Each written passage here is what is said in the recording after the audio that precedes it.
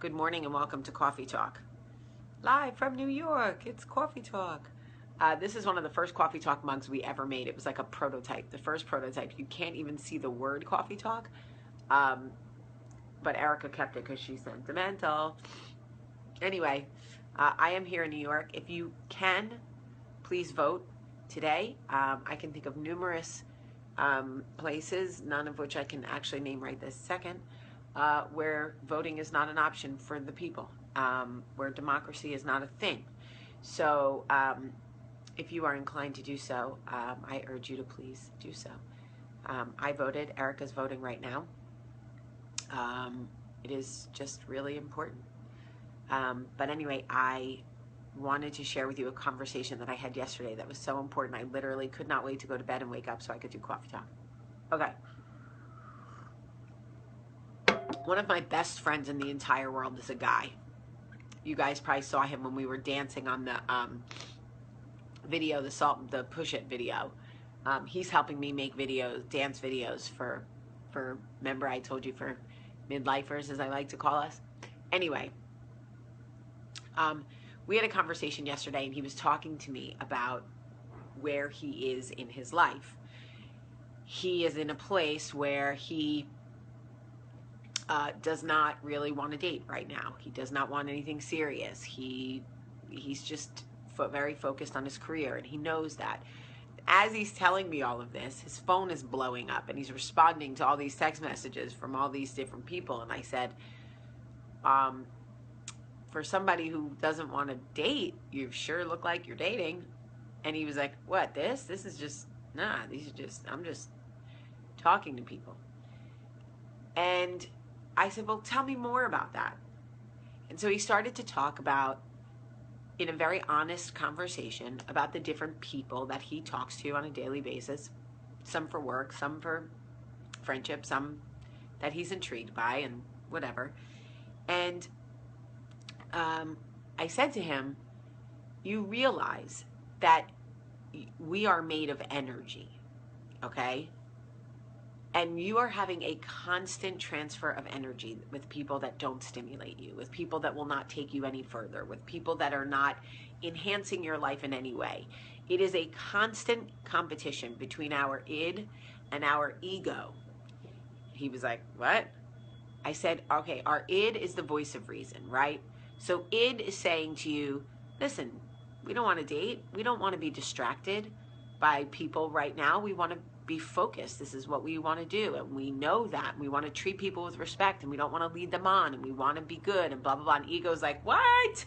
No, we want a lot of people to be texting us all the time so we can constantly feel validated, and we always have something going on, and we're never alone, and like we need the result. We need to constantly be engaged. And id's like, no, we don't. It's exhausting, and it's not meaningful. And we are transferring our energy and we're giving it away to people that don't matter to us. And it A, isn't fair to us, and B, isn't fair to themselves. And ego goes, they know what they're getting themselves into. I told them I didn't want anything. They know what this is. And it goes, yeah, but that's not how feelings work. That is not how people work. People go into things with the best intentions. They want to hear, but they have a hard time listening because emotion takes over. And you don't think that you want something with someone, and then you're talking to them all the time and feelings change. And ego's like, well, that's on them because I know what I am and I know what I want, and I'm the man or I'm the woman, and I, whatever. So I'm doing this whole role play for him, and he's cracking up.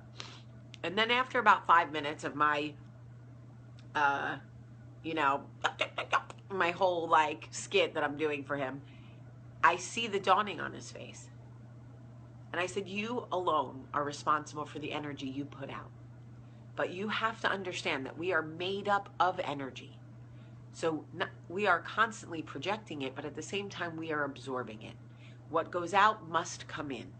Maybe not the same energy, but you can't know. So if you are leading someone on, if you are using them as a distraction, if you are just using them to inflate your ego, it may not affect you right now, but that energy will be out there. And at some point, when you are ready to receive energy, you may receive the same energy you put out. meaning some call it karma, whatever. And the thing about him is he is so inherently good at the core of who he is, and he wants to be a good person. And I said to him, I know how hard it is to look at your phone and let all of these distractions go, because ego is screaming in your mind, don't do it, don't let it go, we need it. We need to be reminded that we're desired and we're wanted, and we need to be validated by a constant stream of people engaging and whatever to let us know we're attractive, we're successful, we're interesting, whatever. And the truth is, I understand how hard it is to shut that down, because ego is fighting on the front lines. Ego is fighting so hard to keep it all going. But the truth is, it is not fulfilling. It's like diet soda or fat-free, whatever. It tastes good in the beginning, but after a while, you may even get addicted to it. But you got to keep going, because it's just not satisfying. It's just not satisfying.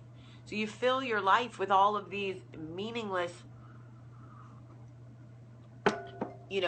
message streams and people that you meet and the constant whatever, but it never really fulfills you. It never really fills the hole, the cavity that you have that needs filling with real emotion and real feelings, and brave enough to say, I'm going to let you go because you cannot give me what I want. You cannot fill me the way I need to be filled. You will not pour into me the way I need to be poured into.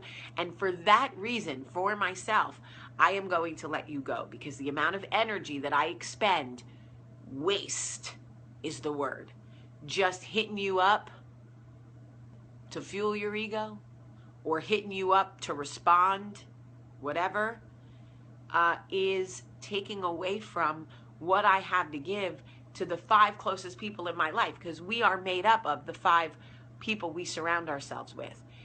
They are constantly bouncing their energy off of us, and we are doing the same to them, which is why it is very important that we surround ourselves with the people we want to be most like, and why we teach our children to surround themselves, to be brave enough to surround themselves with people who will invite everybody to sit at the table and not leave anybody out on the playground, because our children too become, I don't know why I'm getting emotional.